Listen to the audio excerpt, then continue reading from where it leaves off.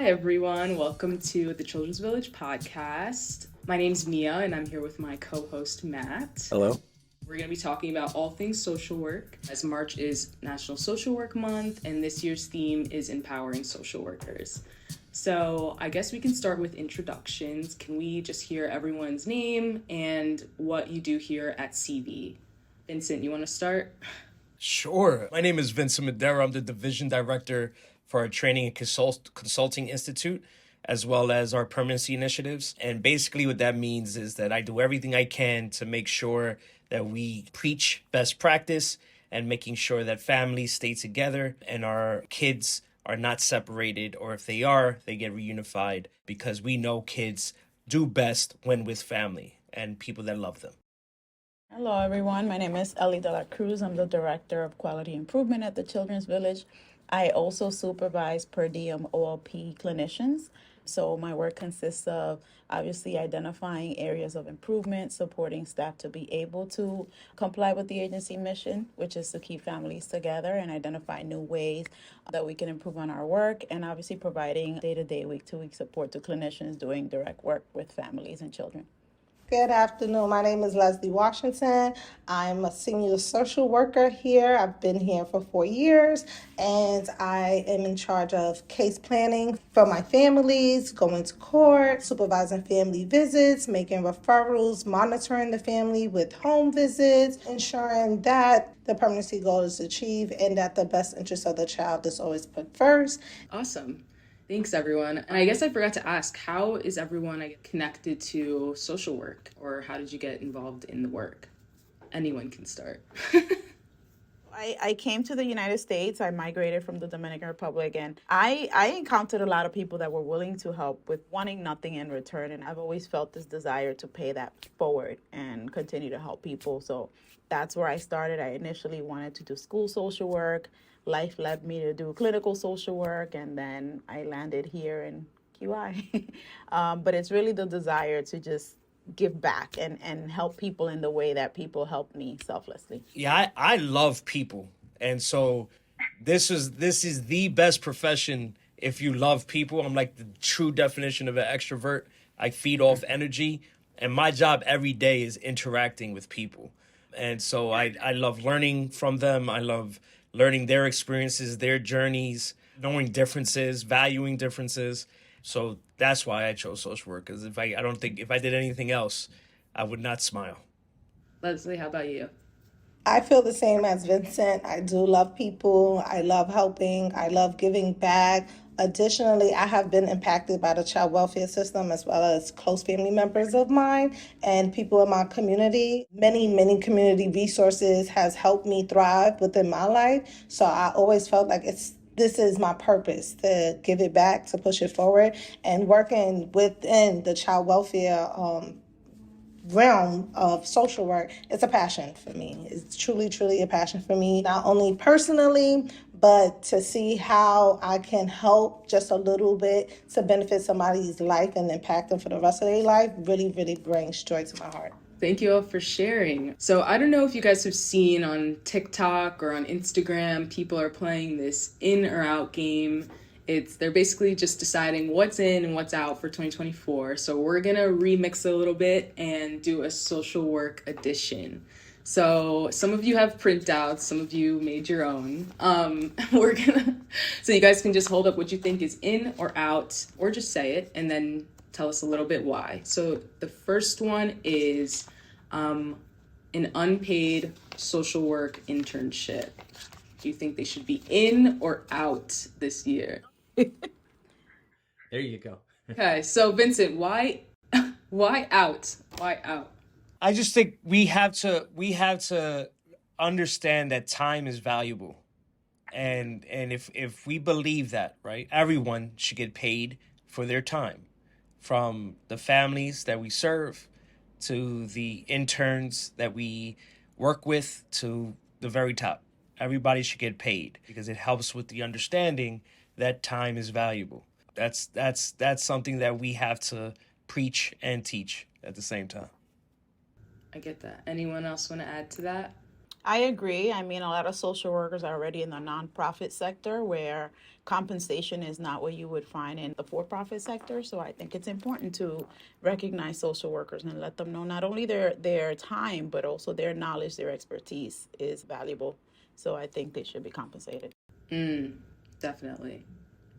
Yes, I too agree. I recently finished my master's without being paid, recently finished my bachelor's without being paid. And when you're in school for the social work field, it's full-time school and full-time internship where there's no money to support your family, and I'm also a mother of two. So it was very, very hard. I would say in a sense it makes sure that the people that's in it is in it for the right reasons. It was very difficult to focus, and be as passionate and motivated when you're worrying about how to feed your family. That it's, to this day, right? Everybody. I mean, I got my master's a decade ago, and it was the same thing, right? We had to work a full-time job to support ourselves and our family while doing full-time work, while doing full-time school. And it's called the social work struggle for a reason. Getting your master's because there's no way around it. And don't get me wrong, it's gotten better where now schools are being lenient on using your work hours if you are already part of a social work field as part of your internship, so you're not have to doubling the hours. And we can do more. We could absolutely do more. Definitely. All right. Our next one is giving clients your personal cell phone number. 24/7, 365 available. In, out. Vincent, why in? I think that boundaries are boundaries. We is how we set the boundaries, not how we limit resources to our families. And so using our personal cell phone is just a conversation. It's understanding, just having conversations with your clients of like, listen, I apologize for not answering at 2 o'clock in the morning. And the expectation is that I don't answer 2 o'clock in the morning for these reasons. And if there's an emergency, let's talk about what to do in an emergency. And then and having those courageous conversations. And I've learned that because I've always lost my work phone. So I learned it by accident. And so it's not a value that I have. It's just I literally don't have enough pockets for all these phones. Okay. Leslie, why is it out for you? I guess because I'm more responsible. I could keep the reason why I don't believe in giving my personal things, I would like to keep separate. I get that. That's a great point. How do you reconcile setting boundaries with your clients in an appropriate way where you can still let them know that you care? I think you have to be mindful that to minimize burnout, you have to create that work-life balance and that separation. So it's committing to doing that. Okay, at this time I stop. And then you have certain code words like, okay, it's an emergency. Is this really an emergency, right? Speaking to a client, what constitutes an emergency, right? Is this really an emergency? Hopefully in the work that you're doing, you're creating that distinction. You're working with them on creating that distinction so that you recognize, you know what, this is not a real emergency. It will wait until Monday, because you too have to, the same stuff that we promote as social workers, right? We promote self-care. We have to practice that. So you have to create that division. As important as our clients are to us, if we're not taking care of, we can't be any good to them. So it's creating that distinction and adhering to those boundaries. Well put. Well put. So just to piggyback on that, there's a lot of self-treatment that goes on with Instagram and influencers and catch-all therapy, whether it's from a podcast or a meme. Should we be listening to a meme or a podcast for life advice? So everybody has a different journey into helping themselves or identifying that they do need help, right? And so I think that it's a gateway to in getting the help that you need, and everything is a balance, right? And so that opens you up to say, you know what, I do want to talk to somebody because I kind of like this mindfulness idea. I want to learn how to meditate, right? So let me go find a professional that can help me through that, because it's not working for me because I say squirrel. And so it's the idea of what is a balance, and whatever is your journey is your journey. And I just hope that anyone who's looking into the journey of just self-reflection and understanding, does a little bit of both. I think also now, I mean, I don't think it's one of your questions, right? But a lot of people do evidence-based work. So there may be things where you're going to feel like, well, some of it feels cookie cutter because people are following a specific model that dictates certain things. But even in that, no treatment plan should be exactly alike because as Vincent said when he led with his response, no two people are alike, right? So even if we're following that same model, the treatment plan should still be different because you're applying it to a person with a different circumstance. So, it's not new, but you definitely see more of an increase in the different evidence-based models, right? Evidence-based practice is so popular now that you may see things that may be similar or, different therapeutic sites offering similar services, but you hope that treatment planning is going to be a little bit different per person. So here at CV, social workers play a big part in our mission, whether that be like supporting teens and families, building community partnerships, or connecting people with resources. I guess, can anyone share a professional or maybe personal experience where you've like witnessed the transformative work of social work? So in my current role, our department and, in collaboration with other departments, including Vincent's team, we support social work orientation. So for new social workers, new foster care workers who come.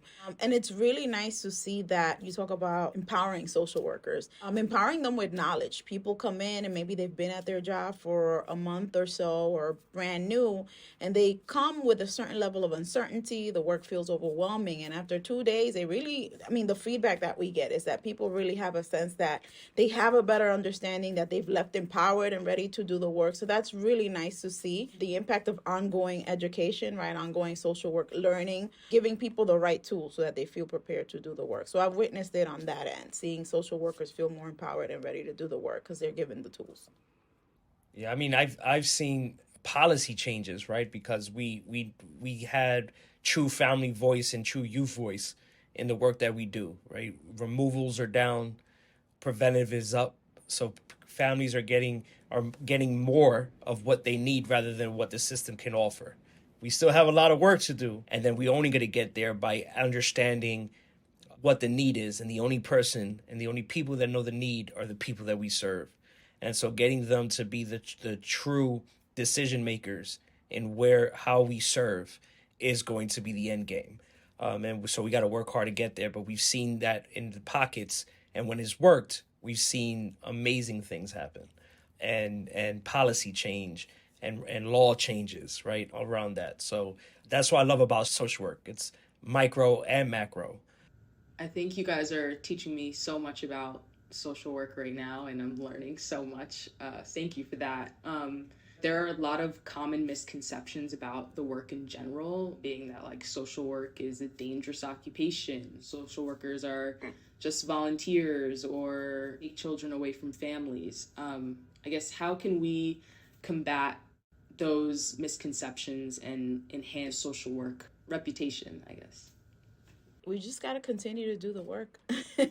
I don't know that the stigma is going to disappear, right? That's one of the biggest challenges of the work. You get up to do the work and we say we're going to help families, yet on the other hand, we work hand in hand with the people who are taking people away from taking children away from their parents. So we just got to continue to show up and do the work and hope that that our intent, our purpose will shine through. I'll pass the mic to Vincent, I guess, if he has anything else to add to that. I think for those who don't have any experience with the work, volunteer, right? Volunteer in a social work agency that's doing a mission, right? Because social work is all mission focused. So much of what we get, so much of the information we get is from media and stereotypes, right? And bias. And so we need to challenge ourselves. We need to look in the mirror and say, did I ever have an experience with it? Then why do I believe that? And then and find the experience. And at the same time, both happens at the same time. We live in a world that two things can be true at the same time, right? And we need to do some policy changes and advocacy and bring families and kids to the front and center so we can change some of those ideas, because there's truth in some of those ideas. So it's not like that's where that bias comes from. That's where the stereotypes come from, is that there is evidence around being a dangerous occupation or just removing kids. So then we got to work on making sure that doesn't happen and educate yourselves and challenge yourselves to see what is really happening, because that's not the whole picture. Yes, I think as social workers, we should also take the lead with educating people as well of what we do, making those relationships with community board members and politicians, pastors, and things like that of the community. When I feel like people of the community see social workers in the community and working with them, they could, a lot of their beliefs and the biases can be combated with us showing who we are. And I think also the Children's Village is doing a good thing with their social media outreach and promoting and showing the things that we do, so it could combat all the biases and misconceptions that they have of social work. What role does empathy play in your job? I think the first step of empathy is really listening. Instead of jumping to just listen to respond or listen to make a referral or listen to tell them what to do, to really listen to them and ask them, like, how do you feel about this? Repeating to them, like, what do you think you're hearing, to give them the time for them to clarify it, and then supporting them on where they feel they want the support at. Not where, as a worker, feel they need, or where you can see as an outsider looking in, but truly just meeting them where they are, is listening to them and providing them with the things that they are asking for at that time. We talked a little bit about the government and about policies. So, like, in what ways do we think the government, regulators, I guess employers, can work together to improve, I guess, pay for social workers or empower social workers in different ways? Vincent, I see you smiling. So I think it's social work is collaborative, right? Social work is not a profession, it's a mission. And so anyone can do social work, no matter what profession you're in. We need doctors to collaborate with the team. We need community providers. We absolutely need politicians, local and federal, right? And so it's because it's a common mission. What is the mission? The mission is to give people what they need. And that goes for any population you work with, right? Immigration, children, juvenile justice, prison system, mental health. It's giving people what they need. And we need everybody to move towards progress. And so the best way to do that is by listening, right? Understanding truly what the need is, not coming up with the need is. There's a saying in social work, nothing about us without us. So whatever population you're working with, they have to be at the table. And we have to listen to them. They have to drive it. We can't sit at a table and say, I know what's best for kids, and we're all grown men and women, right? Or I know what's best for families, and we've never been impacted by whatever system we're trying to change. So we absolutely need true family voice, and we need everybody to move towards progress. And find the synthesis. Stop with this polarized stuff, right? It's okay to believe what you want to believe in, but continue the mission. What advice would you give young people who are entering or thinking about entering the social work field? That's a good one. May I? Oh, yeah. I would say this is something I personally have to practice every single day. I would just tell a person considering entering the field or about to enter the field to not forget their why. Right? We all have different reasons. Don't forget why you chose to do this work. That's what's going to get you to get up in the morning, even when you don't want to, when the work is hard, when the weather sucks, when you're mad at your supervisor, when the pay sucks. If you remember the why you got into this, if you ask yourself, well, if not me, then who will do this? That's what I encourage people to do. Do not forget the reason, because that's what's going to carry you through the work. That's great. That was actually gonna be my final question, Matt. Just like opening the floor up to you guys to share. No, awesome answer, Ellie. I mean, like opening up the floor to you guys to just share like any advice that you have for any future social workers or anyone in the profession now. I definitely agree with Ms. De La Cruz as well. Never forgetting your why. This is what drives me every day, my passion for this. Also to come into this field with an open heart. You have to be open-minded. You have to have an open heart for your clients and for everything that you're doing, and to continue to have your passion and not forget your why. Being open-minded and having an open heart. Vincent, any advice? Yeah, if you don't like being bored, come to social work. There's not one boring day in social work. I promise you. And if it's boring, it's not social work. It's amazing. It's one of the only professions where you can do almost everything. It's not one thing every day. You could go into many different fields. You could work with many different people. It's not boring. It's very fun and rewarding. Almost 20 years in, and I got probably another 30.